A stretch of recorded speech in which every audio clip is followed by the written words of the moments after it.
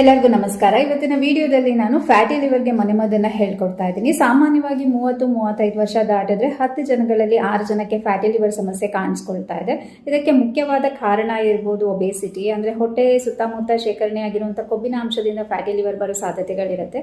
ಅಥವಾ ಹೆರಿಡಿಟಿನೂ ಕೂಡ ಆಗಿರ್ಬೋದು, ಇಲ್ಲ ಅತಿಯಾದ ಮದ್ಯಪಾನದಿಂದ ಫ್ಯಾಟಿ ಲಿವರ್ ಬರ್ತಾ ಇರುತ್ತೆ, ಇಲ್ಲ ಡಯಾಬಿಟೀಸ್ ಇರೋರ್ಗೂ ಕೂಡ ಫ್ಯಾಟಿ ಲಿವರ್ ಇರುತ್ತೆ.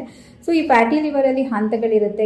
Fatty liver grade 1, grade 2, grade 3 ಅಂತ ಹೇಳಿ. ಸೊ ನಿಮಗೆ ರಿಪೋರ್ಟ್ ಬಂದಾಗ ಭಯ ಪಡ್ದೇನೆ ಫ್ಯಾಟಿ ಲಿವರ್ನ ನಾವು ಹೇಗೆ ಕಡಿಮೆ ಮಾಡ್ಕೊಳ್ಬೋದು, ಮುಂದಿನ ಹಂತಗಳಿಗೆ ತಲುಪದೇನೆ ಯಾವ ರೀತಿ ಮನೆಮದ್ದನ್ನು ಮಾಡಿ ನಮ್ಮ ಲಿವರ್ನ ಆರೋಗ್ಯಯುತವಾಗಿ ಕಾಪಾಡ್ಕೊಳ್ಬೋದು ಅಂತ ಇವತ್ತಿನ ವಿಡಿಯೋದಲ್ಲಿ ನಾನು ತೋರಿಸ್ಕೊಡ್ತಾ ಇದ್ದೀನಿ. ಕಾಲು ಭಾಗ ಹಸಿ ಶುಂಠಿ, 1/4 ಚಮಚ ಕರಿಮೆಣಸಿನ ಪುಡಿ, 1/4 ಚಮಚ ಅರಿಶಿನ ಪುಡಿ, ಒಂದು ಅರ್ಧ ಸ್ಪೂನ್ ವಿನೆಗರ್ನ ಹಾಕಿ ಅದಕ್ಕೆ ಅರ್ಧ ಲೋಟ ಬಿಸಿ ನೀರನ್ನು ಹಾಕಿ ಅದನ್ನು 20 ನಿಮಿಷ ಹಾಗೆ ಬಿಡಬೇಕು.